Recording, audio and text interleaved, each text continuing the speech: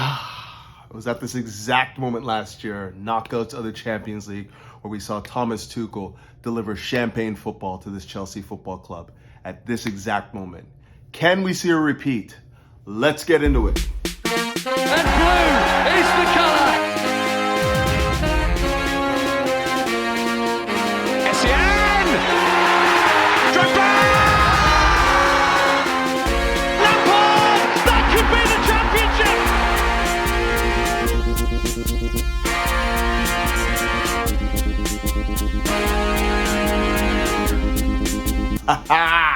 Greetings! Welcome back to Couch Critic with me, Dennis P, for what is another Chelsea match review, but more specifically, a tactical synopsis of Chelsea's performance in the Champions League against Lille. But before I get into all that, fellas, can you please do me a big favor and hit that like button, that subscribe button, and that bell notification button. If you haven't already, please look up my sponsor. They go by the name of Major League Socks. And fellas, if you ever want to walk in the footsteps of greatness, you know what to do. Hit them up. The link will be in the description. Okay, so Chelsea played host to Lille in the first leg of the Champions League and emerged 2-0 winners. Goal scorers, King Kai once again, Kai Havertz. Man, is he carving out a legacy. This guy just loves the bright lights, doesn't he? My gosh, another big goal. Chelsea win 2-0, second by Christian Pulisic. In this match review, we're going to be focusing on three things as we normally do. We're going to be looking at Chelsea's press, Chelsea's intensity level in this first leg of the Champions League. We're also going to be looking at a few individual performances, most notably N'Golo Kante. But I really do want to start with the destabilization of the midfield and whether or not that is a way forward for Chelsea to just get control of matches by just destabilizing the midfield and allowing guys like N'Golo Kante and Kovacic to just run rampant on teams. But I wanted to harken back to the Man City game, the pre-match presser with Thomas Tuchel, where he talked about, the midfield play and, maybe in the first game that we played against them, we were really trying to just clog up the midfield, and it didn't work. And we really just tried to make it hard for them to break us down. And he also mentioned that what maybe might be the better way, because in the second half the game was a little bit more up and down, and the midfield was a little bit more destabilized. And he actually said maybe that's the better way to approach matches against Man City. And I thought so. I thought we should have went with the 4 at the back at that game. But reason why I'm bringing that up now is because I feel like that's what we saw in this match against Lille, a very destabilized midfield where N'Golo Kante and Kovacic were just given free rein to get up and down the pitch and not really be positionally sound. We had no midfield today. We basically just had guys, ball winners, trying to win balls anywhere on the pitch. And N'Golo Kante, that's his game anyways. But with Kovacic, you don't necessarily get a positional. He doesn't like to sit. He's another one of those guys that loves to be up and down the pitch, box to box. And I think that was largely a useful tactic for Chelsea today. Just because with the midfield being so destabilized, we were able to use the strengths of this team, the legs in this team, the legs of N'Golo Kante just marauding through the midfield, the legs of Kovacic marauding through the midfield. We saw Pulisic come deep and collect and start to stitch together attacking moves for the likes of Ziyech and, obviously Havertz as well. And I think that a lot of that, as much as it requires an immense amount of energy to execute correctly, I think that sometimes in some games you kind of want a destabilized midfield, and maybe that's part of the reason why Jorginho did not play, because when you have Jorginho in there, he wants to control the tempo, he wants to control the game, and sometimes the tempo that he sets, not for no fault of his own, is just too slow. And you would think that in big Champions League matches you would want that. You would want a slower pace, a less helter-skelter game, a game that you try and control and then, fashion a move to win, 70, 80 minutes in. That is the Tuchel hallmark, but in this particular game, he did not start Jorginho, and we had obviously Kovacic and Kante just bombing up and down the pitch. And, after we got up, I think it was 1, maybe even after the second goal, you saw that, obviously Kovacic had to come off due to injury, but he brought on Ruben Loftus-Cheek, and Ruben Loftus-Cheek was the holding sitter. And Chelsea went to a 3-5-2 at that point. And when that happened, I felt like Chelsea had a little bit more control in the match, and I feel like Thomas Tuchel recognized that this game cannot be played at this like frenetic pace anymore now that Chelsea have a secure enough lead. So, you put that little stopper in there, in the likes of Ruben Loftus-Cheek, and you get the ability to just like be more powerful in the final third and, control the game. I thought Ruben had a fantastic game as well, coming on off the bench, ahead of like the club's vice captain, Jorginho. It was very strange to see Ruben Loftus-Cheek come on ahead of Jorginho in a match that, Chelsea really, really needed to, just get by the scruff of the neck and get control of. And, just shows the trust that Thomas Tuchel has in Ruben Loftus-Cheek. Obviously he's been in and out with injuries and whatnot, but in a match like this, the Champions League first leg knockout, he brings him on, and he was able to stabilize the midfield, and Chelsea were able to go on from there. Can't say enough about like Saul Niguez as well, another guy that has, you at the beginning of the year, you're just like, is this guy ever going to be able to play for this team? Like, give us anything. And, he came on about, later stages of the game again and gave us, again, some really good minutes, very moving the ball quickly, winning tackles, and just being a presence out there. And that's all you really want from him. You don't necessarily need him to be like bombing up and down the pitch trying to score goals. You just need him to keep things ticking over, win tackles when they're presented. And I feel like he's starting to do that now for Chelsea, keeping the game really simple and playing to his strengths rather than trying to do more than he's capable of doing at this point in time.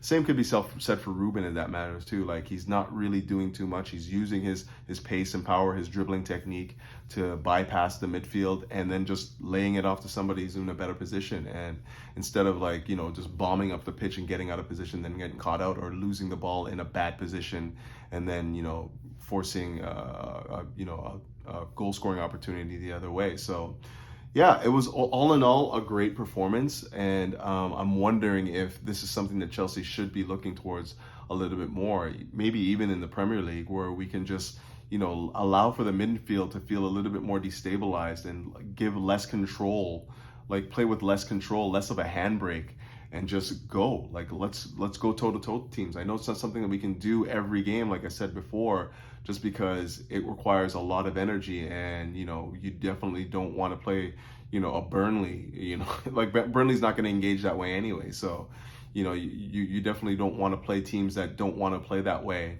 or that don't want to come out at you and make a game a clash of the Titans that way. But at the same time, there's something to be said about just like taking the handbrake off and allowing these guys to just stretch their legs and go. Okay, lots of talk about what the shape was going to be for Chelsea going into this match. He went with this traditional 3-4-3, which featured the two sitting sixes in N'Golo Kante and Kovacic. And of course, the big elephant in the room was the fact that Lukaku was on the bench in favor of Kai Havertz, Ziyech, and Christian Pulisic. And this 3-4-3 basically was the hallmark of our champagne run to the Champions League last season. And it's kind of fallen off a bit lately, just because we haven't really been seeing the intensity levels and like the relentless press from our front three, from our midfield, from the entire squad. It's been very labored, and we haven't really been able to capitalize on hemming teams in high up the pitch, condensing the pitch, and winning the ball back. I mean, a lot of that has to do with the fact that like N'Golo Kante hasn't really been at his best. He's the guy that usually is the guy that we spring to trap teams and win the ball back. But in this particular match, the intensity level from the front line, including Kai Havertz, who worked extremely hard the entire match, Pulisic and Ziyech, was incredible. I thought that all three of the front three were working really hard in unison with each other, and their press, their intensity level, the quickness of passes and whatnot were what we remember from that Chelsea team last year when we went all the way to the Champions League and won it. And it was a return to that. And A1 performances from so many different players onto the pitch. It's the intensity level that you want to see in these big matches. And when you're a coach trying to find the best football from your players, and you haven't really been seeing a lot of it the last little while, this is the type of game that you need to have to set the blueprint, the standard for what's to come afterwards. Like Chelsea now have on tape exactly what the levels of intensity, exactly what the work rate has to be like in order for them to play the style of football that they were very successful at last year. And I mean, a lot of people will question it just based on the fact that, obviously Mason Mount wasn't there, Lukaku wasn't there, and in the case of Lukaku, a lot of the consternation surrounding him is the fact that he doesn't work hard enough out of possession. And obviously you can't get blood from a stone. He's not really the fleetest of foot guy. He's a heavy dude, heavy set guy, and he doesn't necessarily press the ball as relentlessly as somebody like even Kai Havertz, Timo Werner when he's on the pitch and whatnot. It's just not his game, Mason Mount. And that may be part of the reason why the intensity level in Chelsea's team has fallen off a lot. We've basically been relying on our new number 9, our 97 million pound striker, to kind of get us through games. And he doesn't necessarily have the energy, the stamina, and the ability to close like the guys that I mentioned just previously. So we've kind of seen Chelsea try and change their shape, maybe spring their traps a little bit deeper down the pitch. Whereas in this game, it was like right from the front line, we saw, relentless pursuit of the ball, and it forced a lot of turnovers from Lille. Now we know that Chelsea's base shape in this game was a 3-4-3, but when they pressed the ball, it looked more like a 3-3-3-1 with Kai Havertz solo in pursuit of the ball. Just in behind him, you had the likes of Hakim Ziyech, Pulisic, and Conte. Then behind him, you had Kovacic, Azpilicueta, and Alonso, and then of course behind them you had the three center backs. And I've never seen a shape like that before in Chelsea pressing the ball, and it was very, very effective, very, very effective. We squeezed the pitch quite well, and the first and second waves were able to spring traps and win the ball high up the pitch all throughout the match. And a lot of that just came down to, of course, Kai Havertz's relentless press of the ball, but also the pursuit and where we sprung the traps with N'Golo Kante. Ziyech was very relentless on the ball. Pulisic was all over the pitch as well. And then when that broke down, we had the second wave with Azpilicueta, Kovacic, and Alonso. And, of course, Rudiger all over the pitch as well. And I think that was like a wrinkle that Thomas Tuchel employed in the game, just because he wasn't really confident in Lille's ability to play out from the back. And whenever they did, we were very, very, very very much on them, and produced a bunch of turnovers that on another day could have led to some more goals. We did turn the ball over in their final third a couple times, Conte winning the ball high up the pitch, and unfortunately just weren't able to capitalize on the opportunities that were presented. Just not really being incisive enough in those areas of the pitch. Moving the ball quickly in the dangerous areas, again being a problem. Instead, dwelling on the ball and shifting it left or right, and not really being just putting that incision into the defense, one pass incisions. And even when we did do that, there were opportunities where we got in behind and we were just not clinical enough once again. But that's probably the only thing that didn't go well for Chelsea. The fact that when we did spring our traps and win the ball, we weren't really effective at capitalizing on the opportunities. But all of this takes so much energy out of a team, and you can see that Chelsea in the first half, the first 15 to 20 minutes, they were relentless winning the ball everywhere. The tempo intensity was extremely high. But then come the second half of the first half, you saw the intensity levels drop off a bit, just because you can't necessarily press the ball and play with that sort of intensity for 45 minutes. It's a lot of football to be asking for. It's a lot of running, requires a lot of energy. If this is the blueprint that we're looking for going forward, I don't think that we're going to be able to see this match after match. But in big matches, this could be our big match blueprint. This is what we want to see in the Champions League. This is what we want to see in cup finals and whatnot. And, matches where, we could win the ball high up the pitch. Teams like to play out from the back. This is the type of intensity levels that we need. And if Tuchel can coax that out of this team, I think sky's the limit, because, this is the brand of football. When we play at a level that teams cannot live with, this is when we produce our best football. And, hopefully going forward, we can continually use this as a tool in the tool shed to open teams when we can. Now much of what we saw today, the pressing, the intensity level, and, just the commitment on the pitch that we saw in large chunks of the game could be attributed to a few people, but one person in particular, and he was my man of the match, N'Golo Kante. And this is the form that your most influential player N'Golo Kante has when he's at his best. He's just all over the pitch, winning the ball, bursting in the midfield, and just like getting into that final third in the blink of an eye, and always making the right choices when he gets there too. Like, it's very rare you see N'Golo Kante get into the final third, have options left and right, and pick the wrong one. It's very rare. He's very smart. And he's always calm when he doesn't really rush passes and make them wayward. It's always right into the socket and whatnot. And credit to him. Like, these are aspects of this game that people did not just take for granted. Like his decision making in the final third, his ability to like pick passes and make them like pinpoint. Play them right into where the player needs it to be in order to like fire off a shot and whatnot. Like, he played in Ziyech beautifully. Obviously, it was on his right, and he probably could have shot with his right, but he doesn't trust it as well, so tried to cut it back to his left, and the opportunity was gone. But the goal for Pulisic was just another perfect example of what I mean when you have options left and right, and you have N'Golo Kante like just steaming down the middle. He always picks the right option, and he always plays it exactly where it needs to be. Like, all Pulisic had to do is just run onto it and then just finish. And you give opportunities like that to a guy like Christian Pulisic, he's going to take it almost 9 times out of 10. So yeah, like, N'Golo Kante is what I consider the multiplier for Chelsea. I know it's kind of a weird thing to say, but like, when he's at his best, he basically is the exponent. He makes Chelsea exponentially better, because there's nobody in the world that can give you what N'Golo Kante can give you, and you basically feel like you have an extra player on the pitch. You basically feel like, anytime you want to press the ball, wherever you want to win it, N'Golo Kante is going to be there, and, probably, if not influence a turnover, then he's going to pick it up himself. So N'Golo Kante, if we get these performances, I know that they've been few and far between the last little while, just due to injury, and even his run of form the last month a bit hasn't really been up to snuff. But again, this is the point of the season where you want N'Golo Kante to be delivering these types of performances anyways. This is the business end of the season right now.